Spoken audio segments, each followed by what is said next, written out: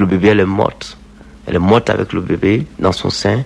Et ce matin-là, j'étais à la maison quand ma mère est venue m'appeler pour dire la femme est décédée. On n'a pas pu la sauver, elle est morte. Et je traversais un temps de persécution intense. Et j'ai dit à ma mère, voilà, tu vas aller m'exposer encore à la persécution. Les gens vont me faire du mal ici. Je veux repartir à Abidjan et tout ça. Et l'Esprit m'a dit, lève-toi, va. J'ai entendu la voix de l'Esprit dans le profond de mon cœur. Lève-toi, va. Lève-toi, va. Lève-toi, va. Et je suis parti sans poser de questions. Pendant que j'arrivais là, tout le monde me regardait pour dire, ouais, les gens des églises, façon, là. Des gens me doigtaient comme ça pour dire, Jésus, Jésus, voilà Dieu. Que toi, Kakou, on a vu naître ici à Divo. Tu es devenu Dieu du coup. Les gens se moquaient et tout ça. Et rien ne me regardait dans tout ça. Dieu m'avait dit, lève-toi, va. Je savais que le Seigneur allait ressusciter cette femme-là. Et je suis allé taper à la porte. D'aucuns disaient, on n'a pas dit que dans vos églises, on ne voit pas les cadavres. Je ne disais rien. On me lançait des injures, je ne disais rien. J'ai frappé la porte. Et de l'intérieur, ma mère est venue ouvrir. Entre-temps, beaucoup de femmes étaient dans la maison pour entretenir la femme décédée. Voilà que je rentre. On commence à me lancer des injures. Qu'est-ce que tu viens faire ici? Il n'y a pas de garçon ici, il n'y a pas d'homme ici, retourne. Je dis, Dieu m'envoie prier pour cette femme. Sortez de cette salle. Personne n'a voulu m'écouter. Ça rappelle quelque chose de la Bible, ça. De la Bible, parfaitement. Je leur ai dit, si vous ne voulez pas obéir, que pendant que je serai en train de prier, si quelqu'un de vous tombe dans cette salle, je ne suis pas venu pour quoi que ce soit, je ne te toucherai pas, tu vas souffrir au sol. Une vieille femme qui ouvre la bouche qui dit, ah, le petit Jacques, mon père s'appelait Jacques, le petit Jacques, il paraît que quand il prie, les gens tombent. Donc, je ne veux pas être ton nid par un enfant ici, moi je sors. Et donc, la vieille est sortie. Quand elle est sortie, les autres ont commencé à traîner leur pas en se regardant et elle sortait, mais avec nonchalance, ça me disait rien, pourvu qu'elle sorte. J'ai appelé ma mère, j'ai retenu la petite soeur du chef du village et puis notre maman. Les 3 femmes étaient avec nous, j'étais accompagné justement de quelques 2-3 frères. Et nous avons commencé à prier. J'ai senti à un moment donné une telle présence de Dieu dans la salle que je ne pouvais plus me contenir. Je me suis prosterné au sol pour dire à Dieu, si tu as ressuscité Lazare, pourquoi tu ne pourrais pas ressusciter cette femme? Dans ce flot de persécution, dans cette ville, dans ce village, s'il te plaît. Si tu m'as dit de venir ici, c'est parce que tu devais guérir cette femme. Tu savais que tu allais la ressusciter. Voulez-vous parler fort, prophète? Voilà, je dis à Dieu, c'est parce que tu savais que tu allais la ressusciter. Merci pour... Merci. Et je me suis mis là et j'ai posé la main à cette femme.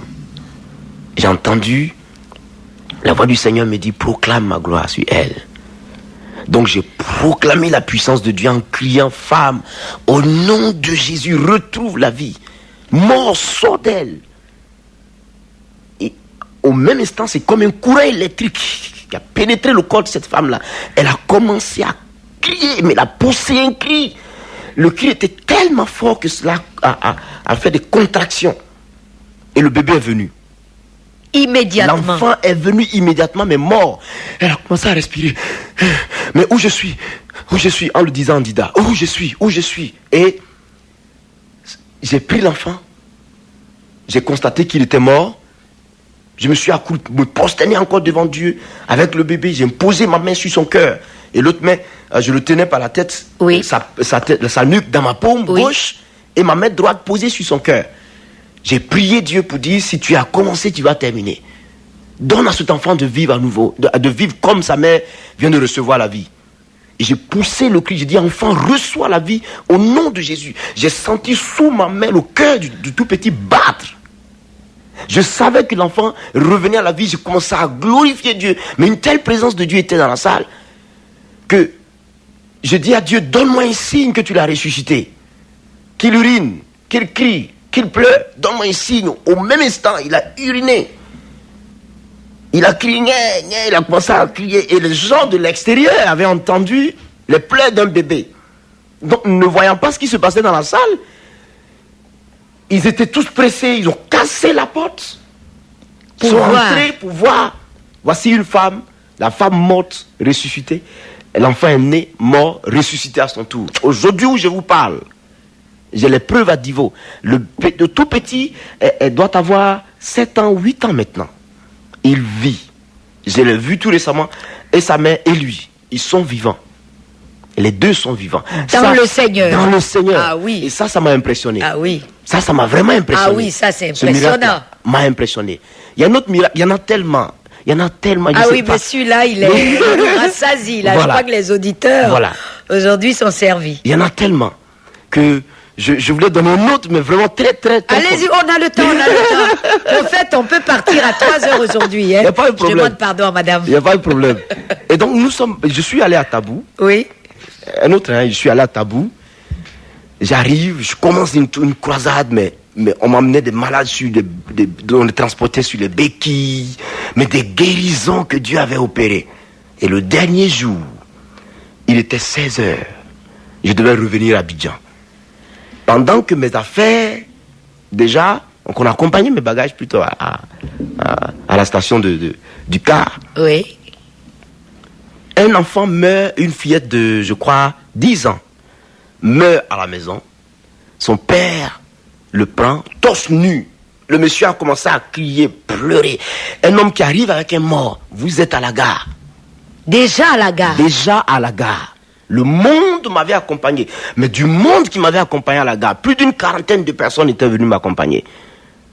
Ayant vu ce que Dieu avait opéré. D'aucuns pleuraient, ne va pas à Abidjan, reste avec nous. À la gare, on m'amène un mort. Ça alors.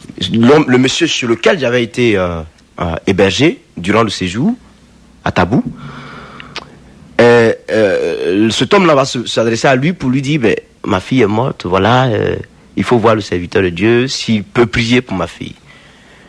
Le monsieur aussi qui arrive vers moi pour me dire, voilà un cas qu'on nous apporte. Mais ça, c'est une fois, ça. Elle Voilà. était déjà, l'enfant était déjà mort. Déjà, l'enfant était mort. La fillette était morte. Il vient me dire, voilà, il y a un mort qui est là. J'ai dit, mais un mort, quand quelqu'un meurt, on l'enterre. Moi-même, je vais mourir, je serai enterré, puis c'est fini. C'est Jésus qui est Seigneur.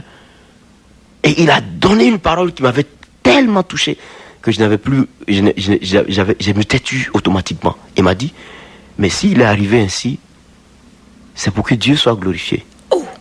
Oh là là. Mais comme une bombe que le monsieur avait foutue dans mon cœur. Je ne savais plus quoi faire. Je regardais autour de moi. Si je pouvais avoir une étoffe de tissu, si je pouvais avoir un pagne, si je pouvais ramasser quelque chose sur lequel j'allais ordonner qu'on fasse coucher la fillette. Je découvre un vieux sac, le sac dans lequel on met le cacao là, oui. Un vieux sac qui traînait là. J'ai dit, apportez-moi ce sac s'il vous plaît. On me l'envoie devant le public. À la gare. À la gare. Je dis, je ne sais pas ce que je dois faire, mais où est la fillette? On me la présente. Une autre idée me vient dans l'esprit, comme quoi le don de Dieu n'est pas de la spéculation. Je me suis dit, mais c'est le don de Dieu, c'est du spectacle et tout ça. Donc il faut que j'aille chercher un petit coin quelque part, un salon, demander à quelqu'un de m'offrir son salon, ne serait-ce que pour une minute, je veux prier. Aussitôt que j'ai pensé à cela, aussitôt que j'ai reçu 3 pas, en tout cas 3 pas, j'ai bien compté mes pas, 1, 2 et 3. Et 3e pas, l'esprit m'a bloqué le pied. J'ai senti mon pied bloqué par l'arrière. Et j'ai entendu la voix de Dieu qui me disait, mais comme si Dieu était en colère. Oui. Où vas-tu? Que vas-tu chercher de l'autre côté? C'est ici que ça se passe. Pourquoi vas-tu te cacher? Voilà, c'est ici que ça se passe. C'est ici que ça se passe. 3 fois j'ai perçu la voix de Dieu. Je dis, faites-la coucher rapidement. J'ai changé d'idée. Je dis, faites-la coucher rapidement. Et on me l'a fait coucher, je me suis accroupi là. Tout le monde avait une position de, je ne sais quoi, mais un événement. On avait l'impression que j'étais là en public là. J'ai glorifié le Seigneur. Je dis, Seigneur, merci. Elle est morte. Si tu as permis que cet homme vienne avec cette fillette ici, vers moi, pas parce que je suis important, mais à cause de ta grâce. Parce que certainement, tu as trouvé que tu allais faire quelque chose. Redonne-lui la vie. Et j'ai imposé la main sur elle. J'ai ordonné mort. Je t'ordonne de quitter cet enfant au nom de Jésus. Vie, reviens en elle. Elle a crié. La fillette a crié. Waouh, automatiquement. Elle a crié. Et puis ensuite, elle a crié, papa, papa. Je l'ai soulevé. Et je suis allé redonner la fillette à son papa. Je lui ai dit, crois au Seigneur Jésus, tu seras sauvé, toi et ta famille. Alléluia. Mais ça a crié. Ah oui, dans une gare, je peux imaginer. L'onction est quand c'est comme ça, dans la gare. oh là là, l'onction est tombée dans la gare. Mais une onction de guérison est tombée dans la gare. J'ai vu une femme, comment on appelle ça, un lépreux. Oui. Qui était là, la puissance de Dieu est tombée sur lui. Mais c'était tellement émouvant que l'onction tombait comme ça partout. Les gens avaient des démons, mais qui tombaient là. Me voici. Un miracle de résurrection que Jésus venait de démontrer là. Ma Bible est dans ma main. Mon sac est à côté de moi. Voici le cas qui est de l'autre côté. La foule arrive. Les cris montent. Ceux qui étaient chrétiens crient Alléluia. Et je voyais le monde qui venait. Ça a attiré tellement de personnes. Fallait-il que je continue à voyager? Fallait que je m'arrête? Je ne savais plus quoi faire. J'ai opté pour une croisade d'évangélisation immédiatement à la gare. Oui. Mais jusqu'à 21h. Ils ont tous donné leur vie au Seigneur. Tout le monde a donné sa vie à Jésus-Christ.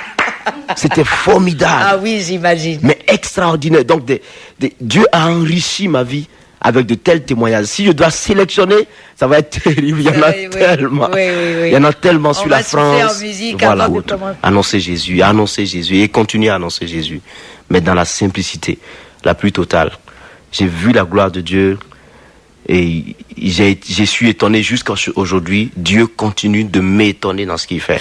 Alors, j'ai servi Dieu en tant qu'évangéliste et j'ai commencé à réaliser quelques années après que quelque chose de nouveau a commencé à se passer en moi. Pendant que je prêchais, il est arrivé un moment où je réalisais qu'il fallait ordonner à tel démon de sortir d'un corps. Quand je le faisais, il sortait. Je ressentais les problèmes que les gens avaient. J'ai commencé à ressentir que telle personne doit avoir une telle situation, une telle situation, une telle situation. Quand je lui parlais, elle me répondait oui. Et je ne savais pas que c'était ainsi les dons de révélation qui arrivaient en moi, mais qui ont commencé à se développer. J'ai vu ces dons-là émerger vraiment dans ma vie au point que je pouvais savoir avec précision, à des moments donnés, que tel avait tel problème, telle a été la situation, l'origine de son problème et tout ça. Et c'est parti comme ça. Et j'ai commencé à réaliser moi-même que Dieu allait me donner un appel de prophète. Et puis, beaucoup de pasteurs avaient remarqué cela, qui me l'avaient dit. Des amis me l'ont dit. Konetenon, pasteur Konetenon, lui le savait intimement parce qu'on jeûnait beaucoup ensemble et Dieu lui avait révélé que, en fait, le ministère précis qu'il m'avait accordé, c'était un ministère de prophète. J'ouvre une parenthèse. Pendant toute la partie d'évangéliste, vous avez en fait depuis comme le début de votre délivrance, du jeûne et de la prière votre credo, c'est-à-dire en dehors du chant. En dehors du chant, vous étiez en jeûne et en prière. J'étais en jeûne et prière avec ma Bible en permanence. Je me souviens que j'ai passé 2 ans à jeûner chaque mois 10 jours sans manger pendant 2 ans. Après ça, j'ai continué pendant 2 ans encore, 1 semaine chaque mois. J'ai continué ça. Et après cela, l'Esprit m'a appelé à faire un jeûne. J'ai perçu la voix de Dieu qui m'a dit porte le deuil de Daniel, porte le deuil de Daniel. Pendant 21 jours, je suis allé jeûner sans manger. 6 mois après, l'Esprit m'a conduit à aller jeûner encore. Je ne savais pas pourquoi l'Esprit me pressait. Aller jeûner encore pendant 30 jours, 30 nuits, j'ai jeûné. Je suis revenu 6 mois après encore. L'Esprit m'a conduit à aller jeûner 40 jours, 40 nuits. Après cela, j'étais fatigué. Et Dieu m'a lâché par rapport au jeûne. Et maintenant, j'étais maintenant appelé à faire face au travail sur le terrain. Voilà, donc on revient à la prophétie. Au travail sur le terrain, voilà comment les choses ont évolué. Et puis... Donc les autres recevaient que vous alliez être prophète. J'allais être prophète. Mais je n'acceptais pas cette idée. Tiens, pourquoi? Je n'acceptais pas du tout parce que pour moi, j'aimais le ministère d'évangéliste, il gagnait des âmes, c'était extraordinaire les expériences que je vivais. Et puis, à l'idée de croire que je vais mourir martyr parce que les prophètes meurent martyrs, souffrent beaucoup. Il y a ceci, je me souviens qu'Ésaïe a été scié, il est mort scié en 2. Jérémie a été projeté dans la boue, dans le puits. Et du fond du puits, ils prophétisaient en disant Israël, vous serez en captivité à Babylone et tout ça. Ils ont souffert. Élie a souffert, Élisée et tout ce monde-là. J'ai dit non, je ne peux pas être prophète. Il y a ceux que Dieu peut appeler prophètes, mais pas moi. Je me plais dans le ministère d'évangéliste.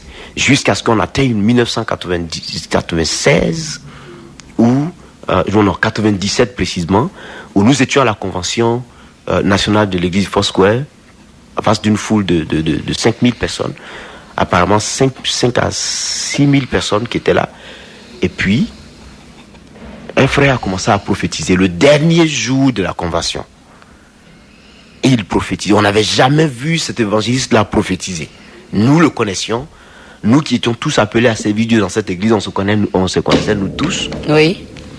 Donc, on savait qui avait un don de prophétie, qui avait un don de révélation, qui faisait quoi, qui priait pour les malades, on le savait.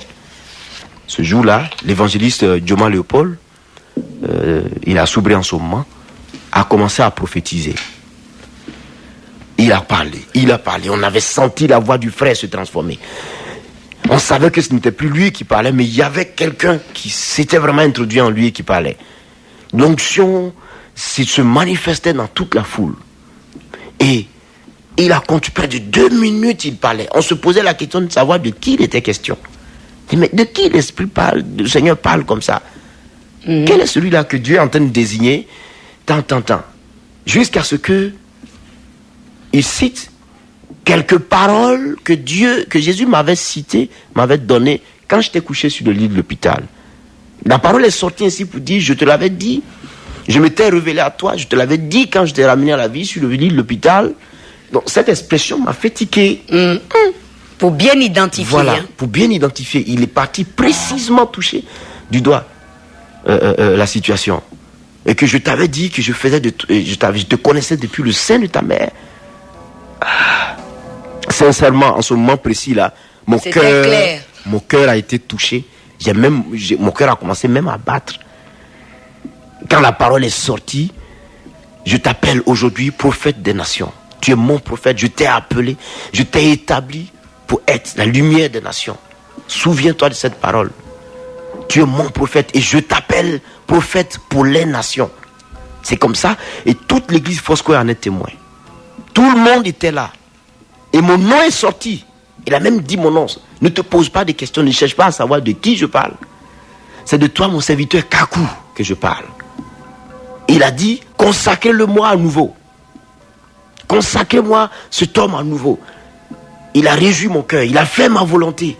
J'ai vu son obéissance. J'ai vu son humilité devant ma face.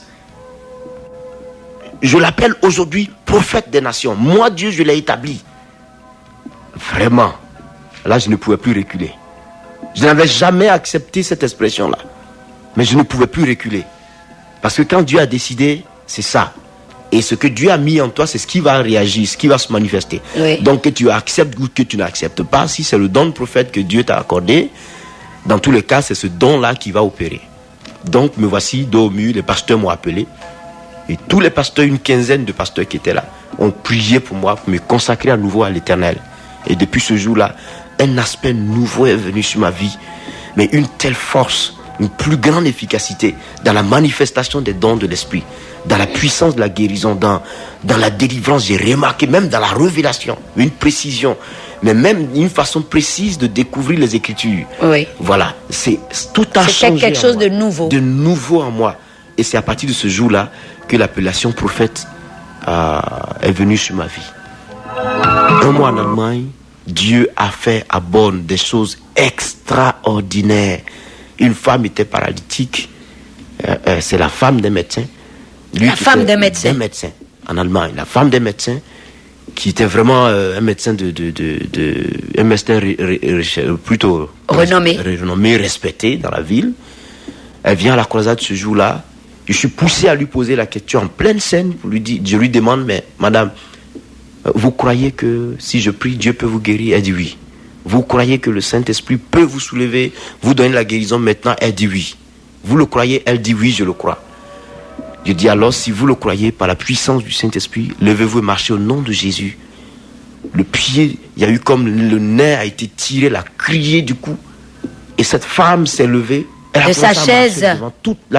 Devant toute la salle. Mais les gens criaient. Les choses sont parties comme des miracles, des chômeurs qui ne travaillaient pas, qui ont commencé à travailler. Des femmes ont eu des enfants après ce mois-là. Mais beaucoup de choses se sont passées en Allemagne. Les gens ne voulaient pas me laisser venir. Dieu confirmait ainsi sa parole. Confirmait sa parole par les signes et par les prodiges. Je suis revenu à Abidjan Ensuite, je suis reparti en Allemagne. Les temps qui ont suivi, ils m'ont rappelé. Et ainsi de suite, c'est parti. Je suis allé en France, je suis allé en Angleterre, où là, il y a encore beaucoup plus. En Angleterre, mais là, c'était grave. C'était grave. Les 2 fois que j'ai été là-bas, c'était extraordinaire. Vous allez à Londres aujourd'hui, vous trouverez toujours le témoignage de la gloire de Dieu dans cette ville-là. Vous aurez les témoignages de ce que Dieu a fait. Des gens qui ne voyaient pas, qui ont vu, des Sidéens qui ont été guéris. Une femme avait un cancer, elle est venue à la croisade, elle a vomi son cancer de 15 ans. Aïe! Elle a vomi, elle est repartie à l'hôpital, on lui refait les examens, on lui dit non, c'est pas possible, ce que nous constatons, on va vous confier à un autre hôpital pour voir si c'est vrai. Le deuxième hôpital consulte cette femme, c'est la même chose. Ensuite, un 3e département. Mais qu'est-ce qu'elle avait à se fatiguer à aller d'hôpital à l'hôpital? Oui, c'est le Jésus venait de la guérir. C'est le médecin même qui n'y croyait pas. Il n'y croyait pas, ça a été tellement spectaculaire parce qu'on lui avait donné 3 semaines pour mourir. Il lui restait 3 semaines, elle a été guérie sans effort, et cette femme se retrouve après tant d'examens. Elle se retrouve guérie. Le médecin lui demande quelle magie est-ce que tu as utilisée? Oui. Quelle potion magique? Qui tu allais consulter? Qu'est-ce que tu as fait comme magie pour que le cancer disparaisse? C'était une Africaine? C'était une Africaine. Elle leur a dit, c'est pas la magie, mais il y a un prophète qui est venu de la Côte d'Ivoire et qui a prêché, qui est encore ici en Allemagne. Il y a plutôt en Angleterre. Oui. Et c'est lui qui a prié et Dieu m'a guéri. Les gens n'y croyaient pas. Au point que je vous assure, en septembre dernier, les témoignages étaient tellement forts que la radio BBC est venue sur place, les télévisions sont venues. J'ai été même à leur siège BBC World. Pendant 30 minutes d'interview, les gens voulaient savoir qui était le Jésus que je prêchais, comment. C'était tellement impressionnant qu'il fallait que je parle de lui. Dans le pays de John Wesley. Oui, je vous assure. La gloire de Dieu. Les témoignages étaient dans la ville. Mais j'ai vu la puissance du Saint-Esprit. Si je dois résumer mes expressions, je dirais que si un homme comme moi ne croit pas que Jésus est Seigneur, c'est mieux que la catastrophe. Ça dit que la catastrophe est mieux que l'enfer. Parce que je l'ai vu. Non seulement je l'ai vu sur le lit de l'hôpital, mais je l'ai vu à l'œuvre dans les détails. Je l'ai vu au travers de la Côte d'Ivoire. Je l'ai vu. Je ne peux pas raconter les témoignages. Je me souviens quand j'étais en train de prêcher ici, à 500 mètres dans la rue, les gens tombaient, on les envoyait. À Odiéné, on partait chercher les malades. Ils étaient guéris dans les maisons. Et ils couraient. Ils quittaient les maisons pour venir. Ils étaient dans leur maison, pas sur le lieu de croisade. Dans leur maison. Ils venaient avec le témoignage de guérison. Musulmans, païens, sans différence. Jésus guérissait tout le monde. 17 ans de folie, Jésus guérissait. Jésus a guéri des gens. C'est pas possible. J'ai assisté à la résurrection d'une fillette de 15 ans en France, après un culte. Elle sort, elle va à la maison, et puis, heurtée par un véhicule, elle meurt. Elle tombe là, elle meurt. Accident. Et les gens ont commencé à se disputer, ils ont voulu même porter main au conducteur. Pendant qu'ils se disputaient, la mère de l'enfant retourne dans l'église, dans le bureau de l'église où nous étions, le pasteur me recevait à boire quelque chose. Et elle pleure, le pasteur lui demande, mais qu'est-ce qui se passe? Il dit, oh, elle est morte, ma fille est morte, c'est un accident, et cela. Le pasteur commence à l'engueuler. Pourquoi vous gardez pas les enfants? Et pourquoi ceci? Et l'esprit me dit, non, dis-lui que l'heure n'est pas à ces choses-là. Pourquoi il a à l'engueuler? Elle vient de mourir. C'est de lui porter de lui orienter cette dame-là vers la solution. Mais la solution n'est pas qu'il faut l'engueuler. J'ai dit au pasteur... Dans sa douleur, en plus. Non, je t'arrête tout de suite. Je m'excuse, mais je t'arrête. Ne fais pas ça. Elle a mal. Elle a mal, s'il te plaît. Ne fais pas ça. Et pendant qu'il s'est calmé, l'esprit me dit, lève-toi, sors, va. Je savais que Dieu m'amenait toucher la fille. Je suis parti pendant que tout le monde bavardait et tout ça. Ça s'est passé à Montreuil, dans une banlieue proche de Paris. Et je suis allé, je suis passé parmi le monde, je suis parti. J'ai vu la fillette couchée là. Une femme blanche s'est arrêtée qui la regardait. Et je me suis abaissé, je commençais à la toucher. Elle me pose la question. Mais qu'est-ce que vous faites là, vous? Je l'ai regardé, j'ai rien dit. Et j'ai continué à prier. J'ai prié, j'ai dit à Dieu, ramène-la à la vie. Fillette, retrouve la vie. Fillette, retrouve la vie. Et la puissance de Dieu avait visité la petite fille. La fille est revenue à la vie. Ah, gloire à Dieu. Elle est revenue à la vie instantanément. La femme était étourdie, épatée. Vous êtes magicien? Vous êtes ceci? J'ai rien dit. J'ai rien dit du tout. J'ai dit constatez la guérison vous-même. Constatez la résurrection vous-même. Ma vie n'importe pas. Et je me suis retourné. Pendant que les gens se battaient, la fille venait d'être ressuscitée par la puissance de Dieu. Alors la femme qui va crier, mais elle vit, elle est ressuscitée. Cet homme est étrange. Cet homme est étrange. Il a touché la fille, elle vit. Déjà, je commençais à partir. Pour ne pas que après, on me court après, voilà. Parce que j'ai vraiment pas envie que le don de Dieu soit un spectacle ou livrer le... Non. Et je suis parti. Mais le témoignage est parti. La femme me dit, je dis à la dame, plutôt, je dis à la mère de l'enfant, maman, ne pleure pas, ta fille est vivante. Elle dit, je sais, je la retrouverai dans le royaume des cieux. Je dis non, ce n'est pas une histoire du royaume des cieux. C'est tout de suite, là, à la fois c'est oui et maintenant. Sors, va dans la rue, là, ta fille vit. Jésus vient de la ressusciter. Mais il ne fallait pas voir ce qui s'était passé. Mais tout le monde criait Jésus partout. J'ai dit au pasteur, ramène-moi à la maison. Et je suis parti. Mais beaucoup de choses. Je répondrai en fonction de différentes questions. Voilà, on souffle en musique. Et il y a le 22-21. Même sur un autre... à Suriname, dans les Antilles hollandaises. À Marie-Galante aussi. Nous sommes allés. Mais quelque chose de merveilleux s'est passé. Un événement s'est produit à l'île de la Réunion. Voilà. Non, pas d'abord l'île de la Réunion. Je ne suis pas encore allé à l'île de la Réunion. Oui. Et je suis allé en Guadeloupe. Et ce jour-là, nous devions commencer la croisade d'évangélisation. Tout le monde avait peur parce qu'à la télévision, à la radio, on avait annoncé qu'il y allait avoir un cyclone. Oui. Le cyclone s'appelait Josué. En plus. Oui, en plus Josué. Et moi, ils sont pleins d'humour, ceux-là. J'entendais cela pour la première fois. Oui. Et je me suis dit, mais pourquoi est-ce qu'on peut donner à un cyclone le nom de Josué? Comment vous expliquez ça? Josué qui veut dire sauveur. Voilà. Donc, il y avait un contraste dans l'appellation. Et le cyclone arrive pour détruire. Vous l'appelez Josué. Est-ce que vous l'identifiez à un personnage ou quoi? Tout le monde disait, voilà... il est violent, il est ceci, il est cela. Les gens avaient même peur à la croisade qu'on se dépêche et qu'on aille vite à la maison parce que d'un moment à l'autre, le cyclone allait arriver. Et je leur ai dit, je ne suis pas venu ici pour me promener. Vous allez savoir que c'est Christ qui m'a envoyé de la Côte d'Ivoire jusqu'ici. Vous verrez. Je vous lance le défi, vous Guadeloupéens. Vous verrez de votre cyclone Josué et de Jésus que je suis venu vous prêcher. Lequel est Dieu, vous verrez. Vous verrez la puissance de mon Dieu. Et vous saurez qu'il y a un Dieu qui a créé le monde. Et qui veut le préserver, qui veut le sauver. En donnant Christ Jésus. Et alors, les gens ont entendu comme ça, mais ils voulaient voir quel était celui-là. Un gars qui arrive, qui lance un défi devant nous. Parce que pour eux, il ne peut venir de l'Afrique quelque chose de bon.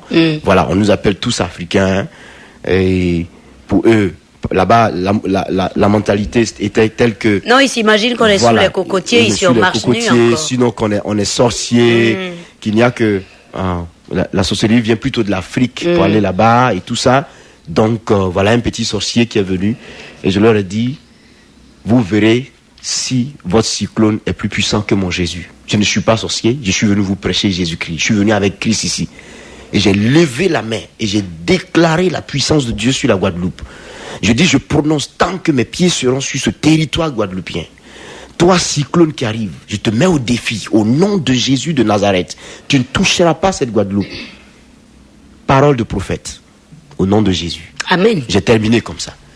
Et tout le monde attendait pour voir ma fausseté, pour voir, voilà, si c'est pas un rêveur. Le cyclone, effectivement, est venu.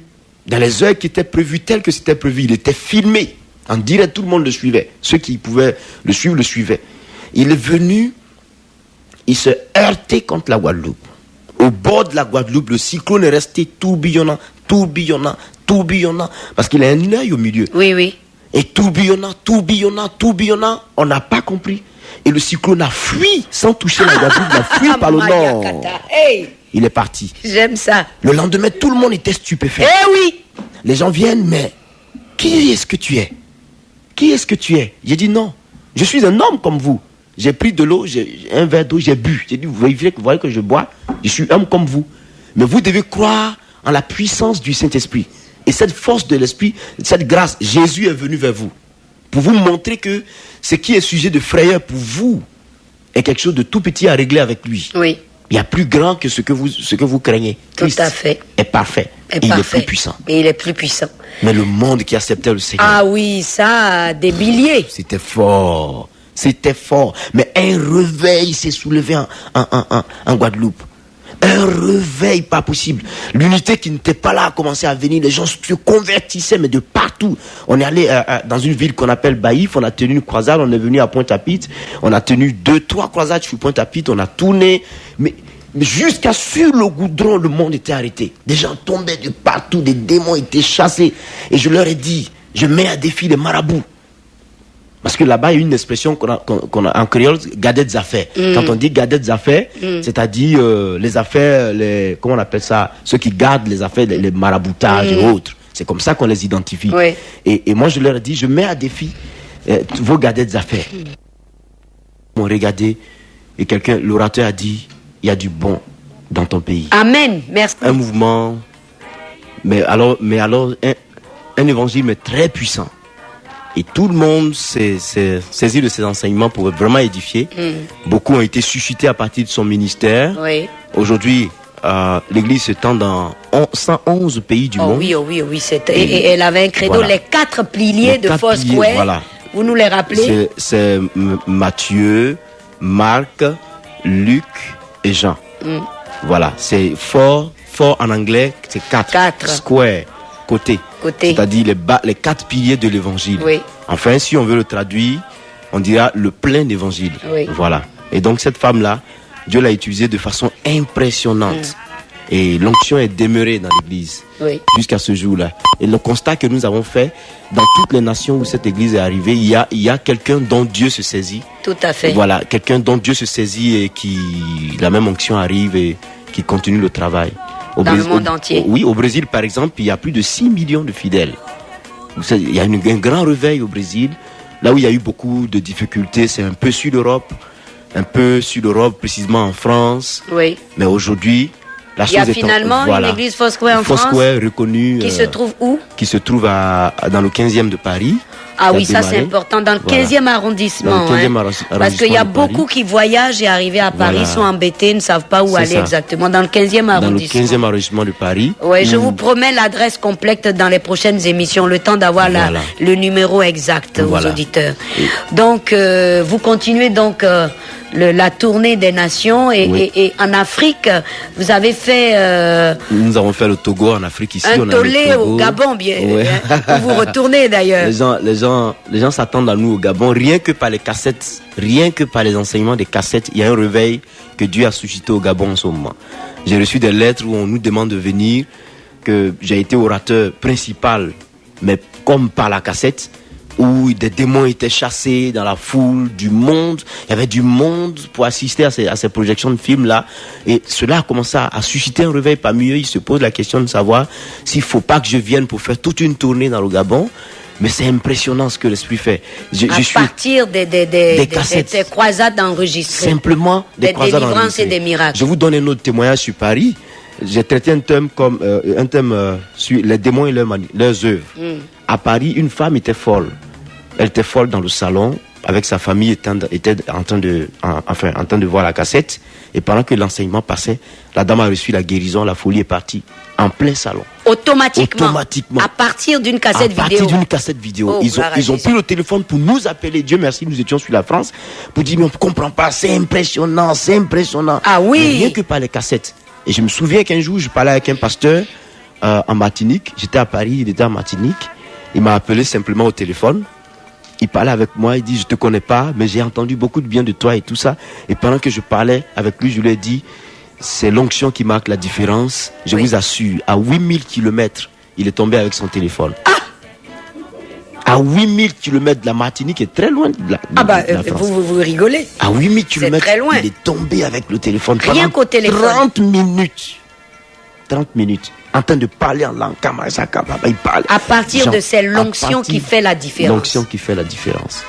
Je lui donnais l'exhortation comme quoi, pasteur, recherchez l'onction et vivez dans l'humilité, la sanctification, dans l'obéissance à Dieu, vous verrez la puissance de Dieu. Je crois que les auditeurs écoutent humilité, sanctification, obéissance à Dieu. Alors, il vous donne aussi des messages. Oui, beaucoup de Et en ce moment, notre pays, la Côte d'Ivoire, est un point de mire. C'est ça. Et beaucoup de serviteurs de Dieu, d'enfants de Dieu, ont reçu des messages qu'il fallait que les enfants de Dieu en Côte d'Ivoire se lèvent. C'est ça. D'un même amour, d'un même cœur, d'une même entente pour crier à l'Éternel comme dans 2 Chroniques 7. C'est ça. Alors, je voudrais votre avis là-dessus et votre conseil là-dessus avant que nous entamions les séances de prière. Oui, c'est très important ce qui se passe en ce moment, à partir du moment où Dieu est le maître des nations. Et Dieu est celui qui contrôle toutes choses. Nous savons qu'aujourd'hui, l'ennemi est prêt à détruire. La Côte d'Ivoire, par exemple, a des difficultés. Aujourd'hui, le pays a des difficultés. Dieu merci. On vient de traverser une période qui a été assez mouvementée. Je ne peux pas revenir en arrière par rapport à des prophéties en 99 qui ont déjà été accomplies. Oui. Mais parlons de cette année, nous savons que devant Dieu, en réalité, c'est une année de transition. C'est-à-dire avant même qu'on ne déclare qu'il y a la transition en Côte d'Ivoire, oui, spirituellement, devant Dieu. Cette année 2000 est une année de transition. L'Esprit m'a fait comprendre que cette année ouvre la porte à une période de perfection qui arrive, où beaucoup plus de prophéties de la Bible seront accomplies, où des nations, beaucoup d'enfants de Dieu connaîtront la prospérité, occuperont des grands postes, seront élevés pour ceux qui vraiment vivront dans la sanctification. Et nous savons que aujourd'hui notre pays est alerté, eu égard à certaines difficultés qui s'opposent, des problèmes qui s'opposent, changements politiques, transition. Nous sommes dans une phase assez mouvementée. Dieu demande à chaque chrétien d'être homme ou femme de prière. Sincèrement, il est temps que les chrétiens s'unissent. Il est temps que les enfants de Dieu se serrent les coudes.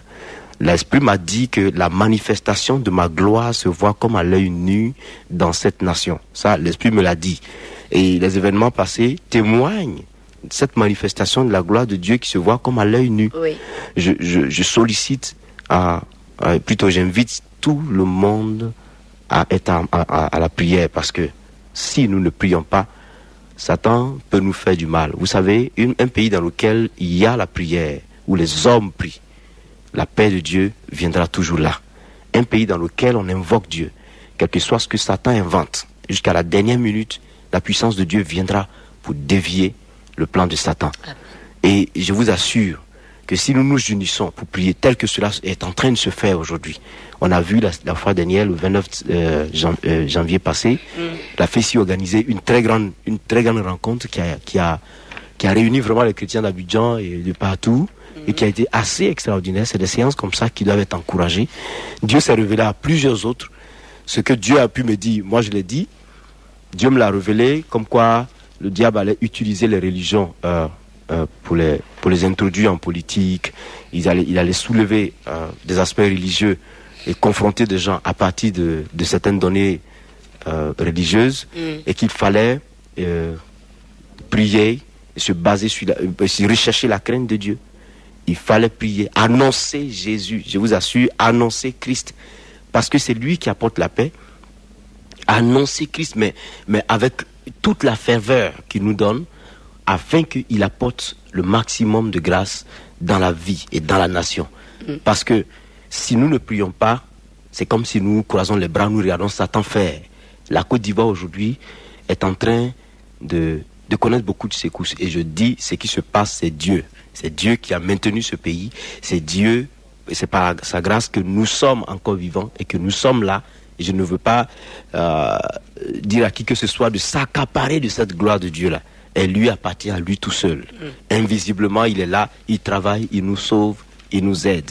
Donc, je ne peux pas dire quelque chose de particulier que Dieu ne m'a pas dit. Ce que Dieu m'a dit, je le dis ouvertement. Cette année est une année de transition. Maintenant, tout le monde a peur.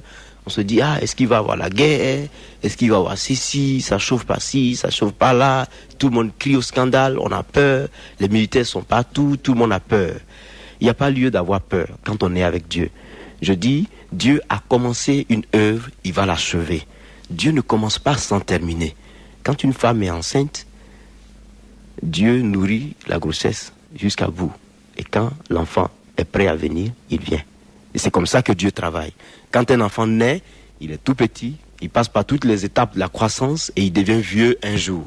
C'est-à-dire qu'il y a un commencement et il y a une fin. Et Jésus dit, je suis le commencement et la fin. Jésus dit, je suis le commencement et la fin. Quand il a commencé, il termine. Il va y avoir la peur partout. Mais est-ce que Dieu a déjà dit son dernier mot?